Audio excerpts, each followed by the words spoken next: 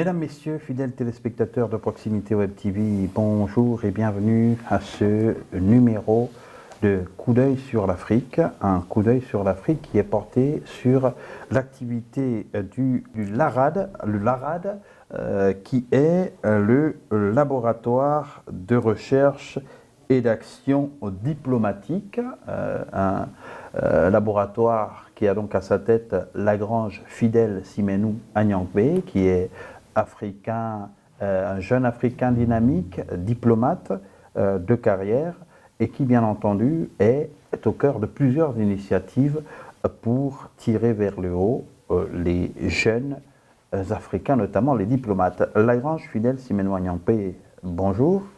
Nous ne vous avons pas présenté de façon exhaustive. Un petit résumé de votre parcours.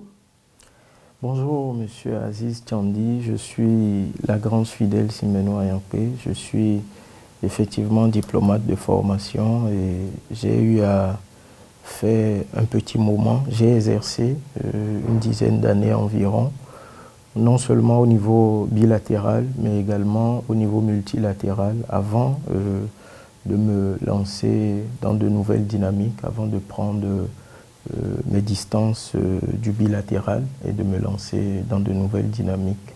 Les jeunes diplomates africains sont actuellement en train de se construire pour jouer leur partition dans le développement du continent. Vous avez organisé depuis quelque temps plusieurs forums et le dernier en tant qu'expert, en tant que partenaire, est un forum que vous avez organisé pour également renforcer les capacités des jeunes diplomates.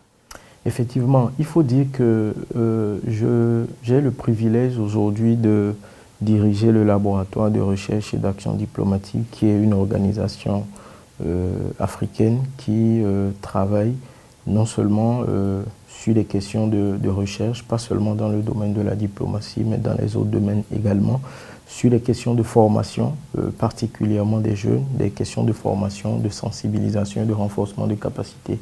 Et l'une de nos visions qui émane de mon parcours, du vécu et de mes observations durant la décennie où j'ai exercé aussi bien au niveau du bilatéral et du multilatéral, les jeunes diplomates africains manquent de cadres de renforcement de capacités, manquent de cadres d'échange où ils pourraient se perfectionner, où ils pourraient avoir de meilleurs outils pour assumer convenablement leurs fonctions et pour essayer de relever les défis du continent. Donc c'est à ce titre que nous avons mis en place le Forum des jeunes diplomates africains, qui est une initiative annuelle. Et nous l'organisons chaque année. La deuxième édition a eu lieu récemment en format hybride à Kinshasa, sous le haut patronage de son Excellence, Monsieur le Président Félix Antoine Tshisekedi, avec l'accompagnement du ministère des Affaires étrangères.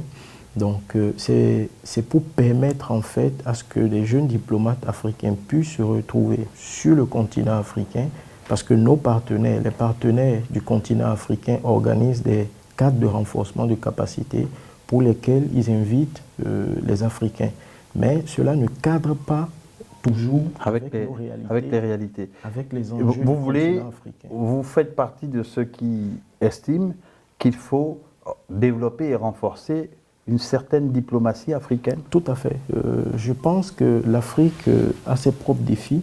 L'Afrique a ses propres défis et il n'y a pas mieux que les Africains se retrouvent eux-mêmes entre eux, peut-être avec l'appui de leurs partenaires, qu'ils soient d'autres horizons, mais c'est toujours mieux que les Africains se retrouvent entre eux, échangent de leurs défis, partagent leurs expériences et voient dans quelle mesure ils peuvent renforcer la coopération sud-sud pour atteindre leurs objectifs. Est-ce qu'il ne va pas falloir revoir les curricula parce que on sait que la plupart des hauts cadres et des diplomates africains sont formés en Occident, notamment en France, pour les pays francophones et dans les pays de l'ancien empire britannique.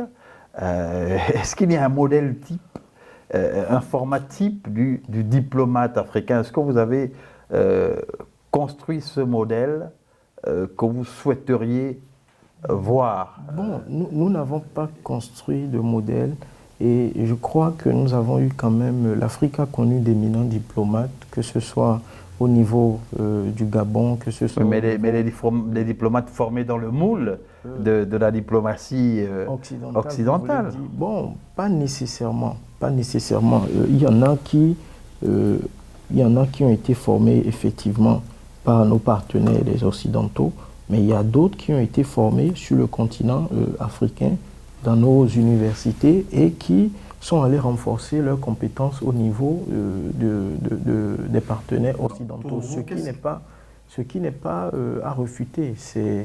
C'est toujours bien d'apprendre également de l'autre, c'est toujours bien d'aller vers l'autre pour connaître ses réalités, pour connaître ses enjeux, mais toujours est-il que priorité doit rester à l'Afrique, priorité doit rester aux défis et aux enjeux de l'Afrique. Alors quel portrait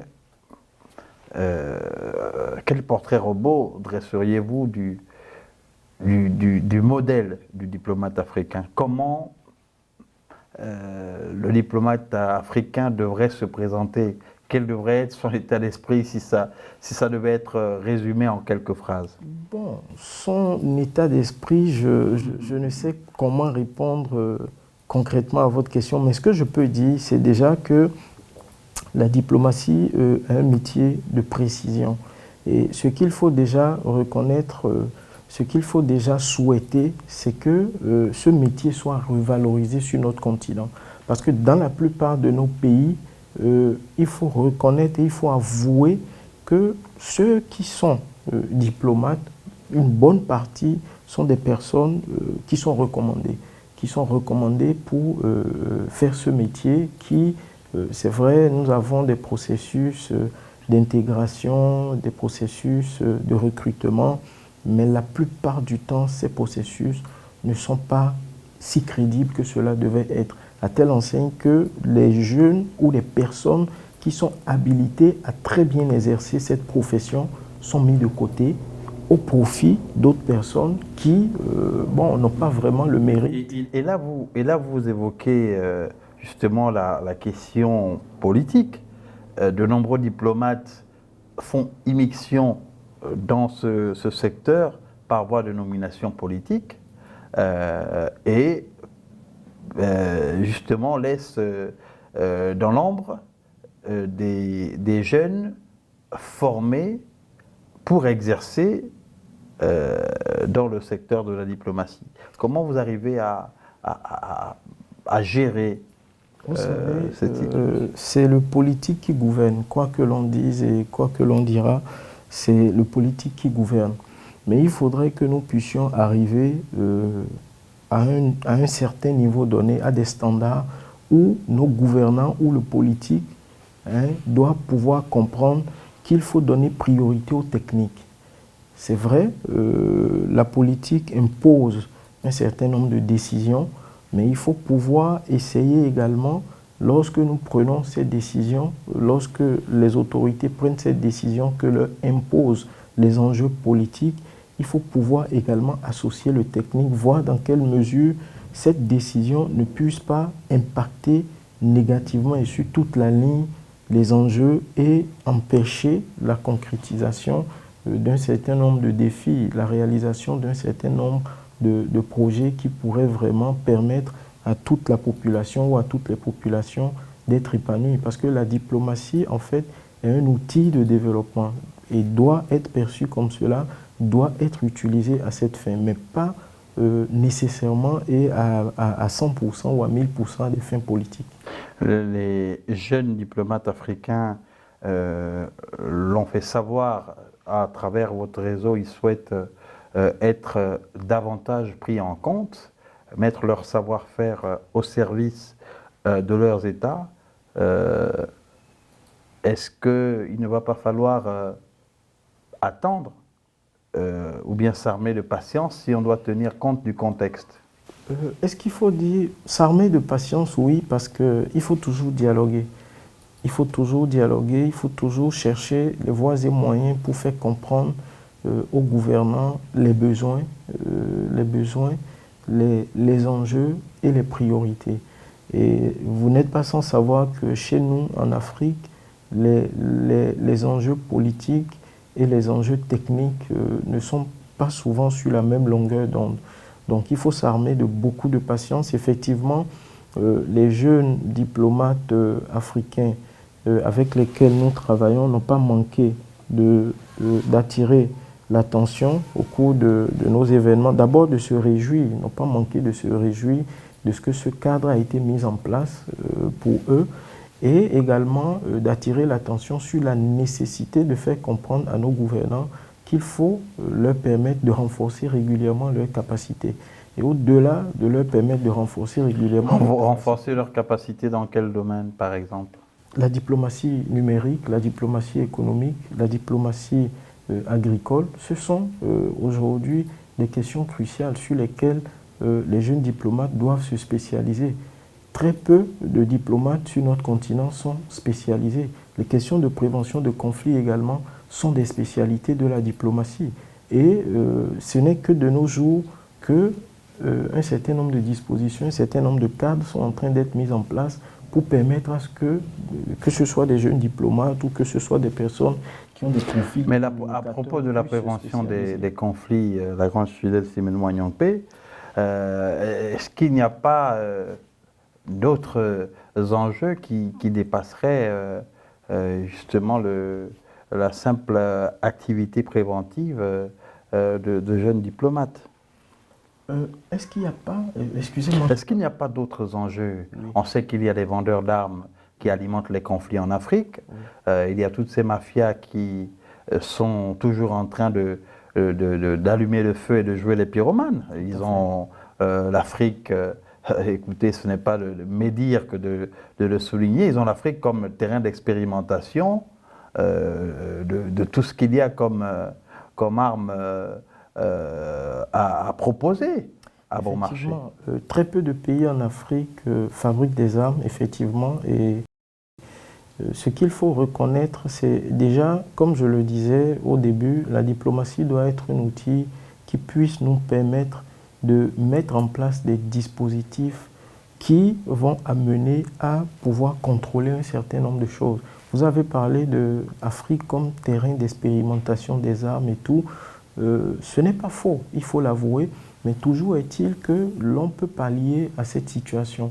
D'abord, en prenant conscience d'un certain nombre de réalités et en limitant, dans la mesure du possible, le politique, le pouvoir qui est donné, qui est attribué aux politiques. Parce que qu'un terrain ou qu'un pays serve d'expérimentation pour un certain nombre de pratiques ou d'exercices, cela dénote de ce qu'il y a eu un accord du politique, il y a eu un accord du gouvernant pour que cela puisse se faire. Le gouvernant, c'est qui? Le gouvernant, c'est vous et c'est moi. C'est vrai que nous ne sommes pas peut-être mandatés de ce pouvoir de gouvernant, mais nous sommes appelés à attirer l'attention de nos gouvernants. Nous sommes appelés à... Oui, mais on sait dans quel contexte ces accords qui sont dénoncés de plus en plus ont été signés. Enfin, on ne sait pas exactement dans quel contexte, mais on peut imaginer comment le rapport de force n'était pas en faveur des pays africains qui sortaient à peine de la colonisation. Mais Lagrange Fidèle Simone Wanyampé, pour être précis, au-delà de ce que vous allez pouvoir proposer en tant que jeune diplomate, il y a quand même, encore une fois, la décision des acteurs politiques. Tout à fait. Il y a la décision des acteurs politiques que nous sommes contraints de respecter. Mais nous, notre priorité, c'est beaucoup plus les renforcements de capacités.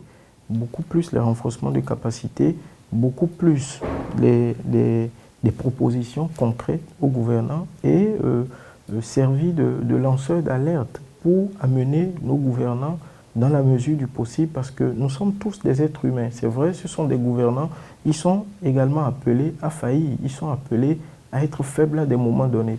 Mais les jeunes aujourd'hui doivent prendre conscience de ce que nos aînés, sur certains plans, ont peut-être failli et qu'il ne faudrait pas que lorsque eux-mêmes seront aux manettes ou eux-mêmes auront l'opportunité ou le privilège de gouverner, qu'ils ne fassent pas les mêmes erreurs. Donc nous sommes dans cette dynamique-là de préparation des jeunes à la prise de la relève. Les jeunes veulent effectivement également gravir un certain nombre d'échelons, accéder à des fonctions, mais il faut être préparé. Quand l'on n'est pas préparé, nous avons des résultats que nous percevons et je ne souhaiterais pas entrer dans certains détails. Donc le laboratoire de recherche et d'action diplomatique est beaucoup plus axé sur les renforcements de capacités au niveau des jeunes diplomates, au niveau des jeunes africains, les renforcements de capacités et des propositions concrètes aux gouvernants. Nous sommes dans une dynamique de dialogue permanent avec les gouvernants, de propositions concrètes aux gouvernants. Écoutez, votre message est certainement passé. À la Grange fidèle Simenou Agnankbe, on rappelle que vous êtes directeur fondateur du laboratoire de recherche et d'action diplomatique, un laboratoire qui a permis aux jeunes diplomates africains de se fédérer, de se retrouver. Vous avez dernièrement organisé à Kinshasa, c'était à quelle date?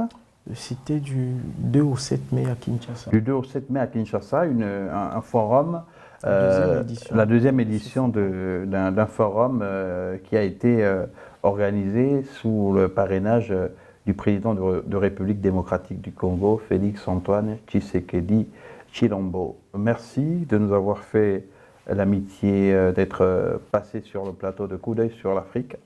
On se retrouve très bientôt sur nos différentes plateformes numériques et sur Proximité Web TV.